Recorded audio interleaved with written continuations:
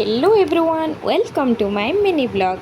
आज आम कॉलेज रे सबुठ बड़ खुशीर दिन प्रथम थर करी एका सांगरे सबु डिपार्टमेंट रो एनुअल वर्कशॉप होबाकू जाउची।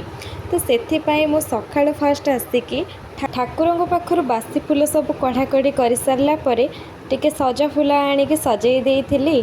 तापरे टिके धूपकाठी लगे कि ठाकुरं को प्रार्थना कर देइथिली। आईठी मोर पूजा पूजी भी सरी जाइथिला। तापरे मोर सांग साथी माने समस्ते मिसिकी खुशी रे आसिके एठी गैलरी रे बसी जाइथिलु। तापरे हमर स्वागत करा जाइथिबा आर्टिस्ट सार माने समस्ते आसिकी पहुंची सारिथिले। तो सेति पय एठी हमर दीप प्रज्वलन करा जाइथिला। सिथिबा अतिथि माने प्रथमे दीप प्रज्वलन कर सारला परे हमर प्रिंसिपल सार एठी दीप प्रज्वलन करथिले।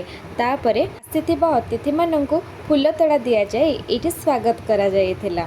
सतरे भारी खुशी लगुला आज, कारण आमको एते बड़ सुजोग मिली आसीथिबा सार मानक ठारू बहुत किछि शिखिबाकू मिलिबो बोली।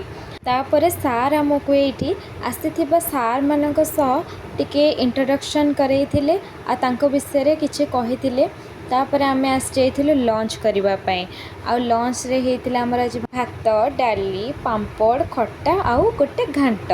एटा खाई सारला पर पुणी थरे आसी जाइथिलु गैलरी को। एठी हमको टिके कला इतिहास विषय रे कुहा जाइथिला।